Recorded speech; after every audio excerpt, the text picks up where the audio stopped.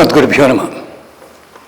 మిత్రులారా, అమ్మలారా, అయ్యలారా, ఇటీవలి కాలంలో అందరినీ పట్టి పీడిస్తున్న ఇబ్బంది ఏమిటి అంటే ఆర్థికమైన ఇబ్బంది.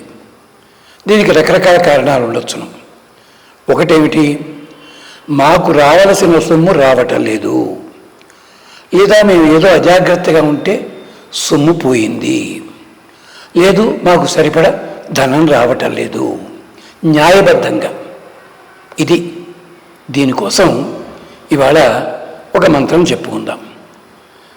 దీన్ని మీరు ప్రతిరోజు కూడా 108 సార్లు చదువుకోవాలి. రోజు మీకు ఏమన్నా అవాంతరాలు వచ్చినా, ఊరు వెళ్ళాల్సి వచ్చినా, అయ్యో ఇంట్లో చేసుకోలేకపోయాం అనుకున్నా పర్వాలేదు, ఆ రోజులు వదిలిపెట్టండి. ఇంటిలో మాత్రము ఒక చిన్న రాగి పళ్ళెం తీసుకుని, అంటే అరచేతి సైజుది చాలు, దాంట్లో నూనె వేసి 7 కానీ 9 కానీ 11 కానీ ఒత్తులు కుంకంతో మెదిపి ఎర్రటి ఒత్తులు వేయండి. నక్షత్ర ఆకారంలో వేసి వెలిగించండి. ఇష్టదైవం ముందు యువతలకి పెట్టుకోండి. అది ఇంత గూట్లో పెడితే అవి ఆరిపోతాయి, కొండెక్కే ముందు కాలిపోతాయి, ఇబ్బంది అవుతుంది. యువతలకి పెట్టుకోండి. ఇప్పుడు చెప్పే శ్లోకాన్ని 108 సార్లు తప్పనిసరిగా చదవండి. ఒకవేళ కొత్తలో కుదరలేదు అనుకుంటే 27 సార్లు చదవండి.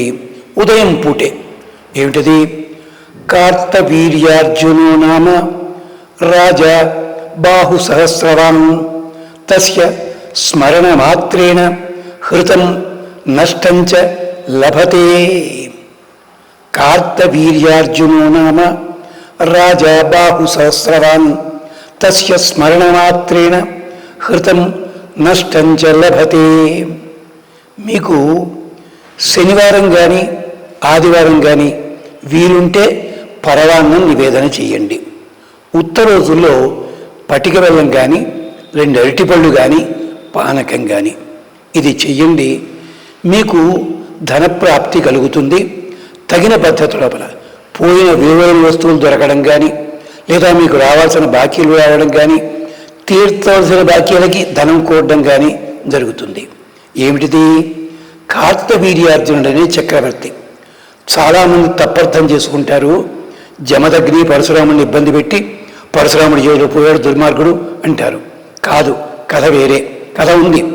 కార్తవీర్యార్జునుడు సాక్షాత్తుగా శ్రీ మహావిష్ణువు చేతిలోని సుదర్శన చక్రము అంశ.